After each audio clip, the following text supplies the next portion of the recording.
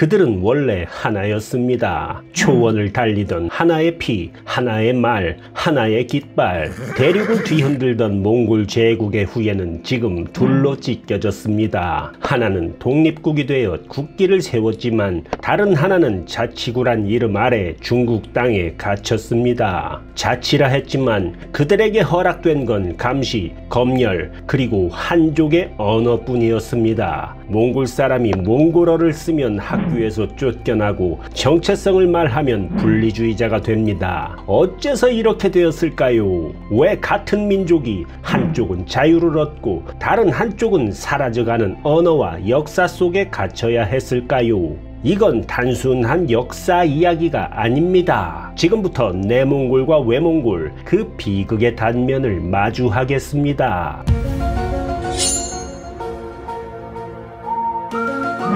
몽골 제국, 세계 역사상 가장 넓은 영토를 지배한 민족. 그들의 중심은 단 하나, 몽골이었습니다. 그러나 이 영광의 이면에는 수많은 도시가 불타고 백성들이 목숨을 잃었던 피해 역사도 함께 존재합니다. 13세기 몽골의 칼은 동유럽부터 아라비아, 한반도까지 닿았고 그 지나간 자리마다 도시가 무너지고 도서관이 불탔으며 셀 수 없이 많은 사람들이 학살당했습니다. 몽골 제국은 단지 정복자가 아니라 당시의 잔혹한 전쟁 기준으로도 매우 혐오스러울 만큼의 군사국가였다는 비판 역시 존재합니다. 그럼에도 불구하고 몽골이라는 이름은 정복을 넘어 초원의 정신과 민족의 결속을 상징했습니다. 그러나 17세기 청나라에 복속되면서 몽골 지역은 행정적으로 내몽골과 외몽골로 나뉘게 됩니다. 하지만 이는 단지 지도 위의 경계일 뿐 문화도 언어도 피도 하나였습니다. 청제국이 무너지고 중국과 러시아 제국이 대륙을 나눠 먹으려 할 때까지 몽골인들에게는 자신들이 둘이라는 인식이 없었습니다. 세계 역사상 가장 넓은 영토를 지배한 민족, 그들의 중심은 단 하나, 몽골이었습니다. 1911년 청나라가 붕괴되자 외몽골은 독립을 선언합니다. 복득한을 세우고 독립국가를 자처했지만 중화민국은 이를 인정하지 않았습니다. 그러나 소련의 지원을 받은 외몽골은 끝내 1921년 공산주의 정권을 수립하며 실질적인 독립을 이뤄냅니다. 1945년 2차 세계대전의 끝자락에서 소련은 중국 국민당 정부와 거래를 합니다. 몽골의 독립을 국제적으로 보장받는 조건으로 만주를 포기하겠다는 협상이었죠. 이에 따라 외몽골은 1946년 국제적으로 독립이 인정된 나라가 됩니다. 이로써 몽골은 절반의 자유를 얻게 됩니다. 외몽골이 독립하는 동안 내몽골은 완전히 다른 길을 걷고 있었습니다. 내몽골은 한족 밀집 지역과 인접해 있었고 1930년대 일본은 몽강국이란 괴뢰 정권을 세우려 시도했습니다. 하지만 실패했고 이제 그들에 대해 강한 경계심을 품게 됩니다. 1947년 중공은 내몽골 자치구를 세상에 선포합니다. 이것은 공산당이 만든 최초의 자치구였으며 겉으로는 민족 자치를 보장하는 듯 보였지만 실제로는 공산당의 철저한 통제를 위한 포장에 불과했습니다. 내몽골은 그렇게 자치라는 말로 감싸진 대륙에서의 이민족 말살 정책의 첫 실험장이 됩니다. 자치라는 이름은 달콤했지만 그 안의 현실은 거칠고 차가웠습니다. 1950~60년대 중국은 내몽골에 대한 한족 이주를 대대적으로 장려합니다. 한족이 넘쳐나기 시작하면서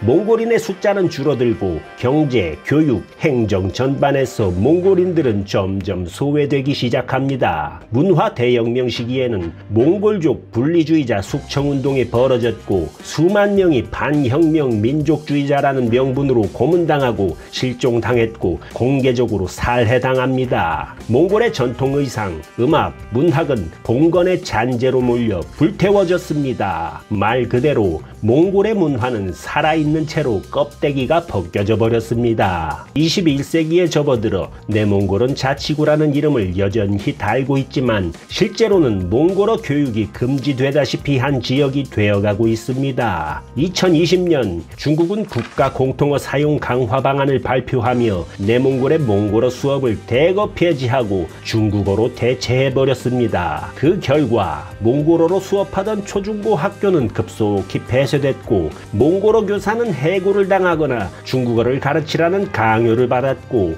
몽골어를 지키겠다는 학부모들은 공안이 잡아가서 감금한 채 사상 개조를 시켰습니다. 아이들은 더 이상 조상의 말을 배울 수 없습니다. 그들의 교과서는 이제 한자로만 쓰여 있고 그들의 교가는 이제 공산당을 찬양하는 가사로 바뀌었습니다. 몽골은 내 안에 있다. 그렇게 말하던 조상들의 영혼이 이제는 무표정한 교실 속에서 조용히 사라져가고 있습니다. 내몽골의 미래인 어린 아이들은 이렇게 중화에 찌들어가게 되어버렸습니다. 질문은 단순합니다. 왜 중국은 외몽골은 포기했지만 내몽골만큼은 끝까지 지배하려 했을까? 답은 단순한 전략 때문이었습니다. 외몽골은 소련의 완충지대였고 당시 중국은 힘이 약했기에 협상 테이블에서 말석으로 밀려났던 거죠. 반면 내몽골은 북방 방어선과 탄광, 철도와 농업 자원이 집중된 지역이었습니다. 중공은 내몽골 지역만큼은 필사적으로 합병하려고 노력했습니다. 그리고 지금 내몽골에서는 겉으로는 자발적인 중화 통합이 진행되고 있는 듯 보이지만 그 내면을 들여다보면 다른 진실이 존재합니다. 젊은 세대의 상당수는 중국어만 구사하며 중국식 역사 교육을 받고 있어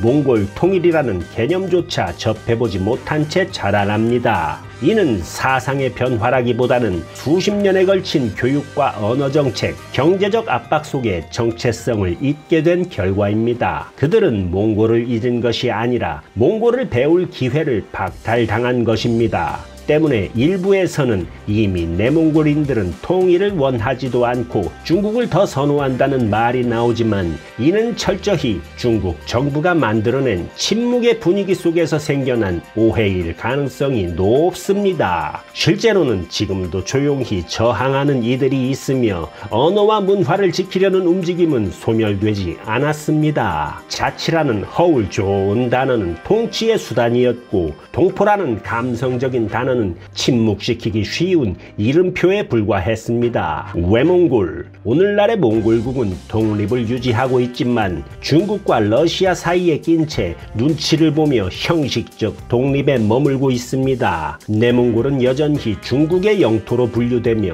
한족의 수는 이미 80%에 육박하고 몽골 문화는 관광상품으로만 존재합니다. 언어는 사라지고 전통은 가면놀이가 되었으며 자치라는 말은 이제 가장 얄팍한 거짓말 중 하나가 되었습니다. 중국이 이름표를 붙여둔 자치구인 티베트, 위구르, 홍콩 특별행정구 등등에서 자치를 한다는 개짖는 소리는 들어본 적이 없습니다. 그리고 이제는 단순한 지리적 분리가 아니라 정체성과 사상의 분열이 깊어지고 있습니다. 외몽골은 소련 붕괴 후 민주적 제도를 갖춘 독립국으로서 자유로운 언론, 자국 중심의 교육, 몽골어 중심 문화 정책을 펼치고 있습니다. 반면 내몽골은 중국 공산당 체제 속에서 중화민족이라는 이름 아래 철저히 통합되고 있으며 자국어를 사용하는 것조차 반체제적 행위로 간주되고 있습니다. 몽골이라는 이름을 공유하고 있지만 내몽골과 외몽골의 젊은 세대는 서로의 삶을 이해하지 못할 만큼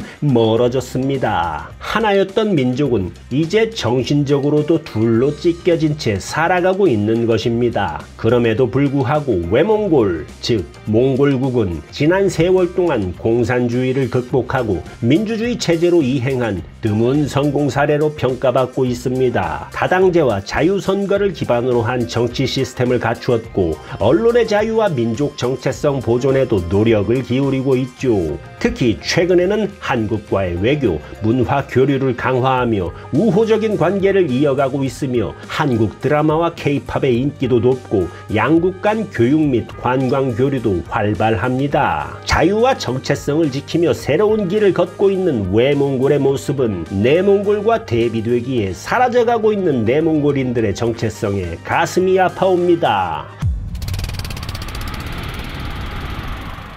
한때 초원을 달리며 제국을 세웠던 몽골은 이제 절반은 민주주의 독립국, 절반은 침묵 속에 갇힌 중화 사상의 자치구가 되어버렸습니다. 누가 이들을 갈라놓았습니까? 누가 자치라는 이름으로 그들의 언어를 지웠고 아이들의 역사책을 바꿨습니까? 답은 분명합니다. 중국 공산당. 그들은 폭력을 더딥힌 제도를, 총칼을 등 뒤에 감춰둔 교육 시스템을 들고 한 민족의 절반을 조용히 지원했습니다. 그리고 이건 몽골만의 이야기가 아닙니다. 영혼의 고원이라 불렸던 티베트는 이제 감시 카메라와 군홧발 아래 신음합니다. 실크로드의 후예들인 위구르, 재교육이란 이름 아래 수용소에 갇혀 언어도 종교도 가족도 빼앗겼습니다. 장족, 후이족, 카자흐족 이름만 남았을 뿐 목소리는 지워졌습니다. 중공의 통치 아래 수많은 민족들이 조용히 사라져가고 있습니다.